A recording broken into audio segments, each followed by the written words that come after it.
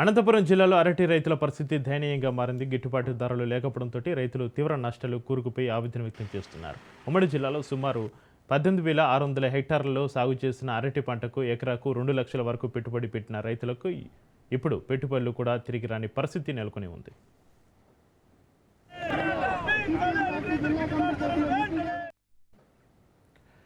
ప్రస్తుతం మొదటి కొయ్య కోతకు వచ్చిన పంటకు సరైన ధర దక్కపోవడంతో రైతులు తీవ్ర ఇబ్బందులు ఎదుర్కొంటున్నారు. అంతర్జాతీయ పరిస్థితులు, ముఖ్యంగా విదేశీ యుద్ధాల ప్రభావంతో ఇరాన్, ఇరాక్, గల్ఫ్ దేశాలకు ఎగుమతులు నిలిచిపోవడంతో వ్యాపారులు ముందుకు రావడం లేదు. దీంతో తోటల్లోనే అరటి గెలలు మాగి పడిపోతున్నాయి.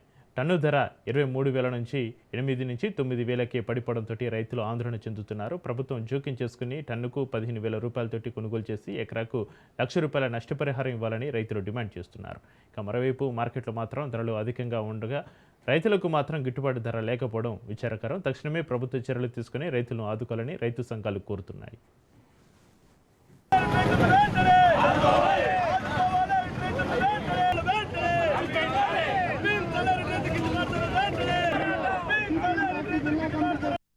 అనంతపురం జిల్లా అంటేనే హార్టికల్చర్ అబ్బు అని చెప్పేసి ముఖ్యమంత్రి చంద్రబాబు నాయుడు చెప్తున్నట్టు పరిస్థితి. కానీ హార్టికల్చర్ రైతులకు సంబంధించిన అనంతపురం జిల్లాలో ఆత్మహత్యల వైపు ప్రయాణిస్తున్నటువంటి పరిస్థితి కనపడుతుంది. ఈరోజు అరటికి సంబంధించి ఈరోజు యుద్ధానికి ప్రారంభానికి ముందు సంబంధించి ఈ జిల్లాలో 25,000 రూపాయల టన్ను కోసినటువంటి పరిస్థితి.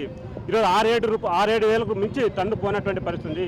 సుమారు మొదటికి ఈ జిల్లాలో, ఉమ్మడి జిల్లాలో 18,600 హెక్టార్లు పంట సాగు చేస్తే మొదటిగా ఈరోజు 6,600 హెక్టార్లు ఉన్నటువంటి పరిస్థితి.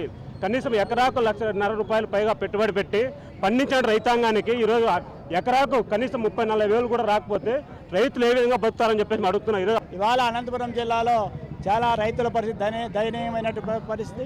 అనంతపురం జిల్లాలో దాదాపు 2,50,000 హెక్టార్లలో పండ్ల తోటల పంటలు పండిస్తున్నారు.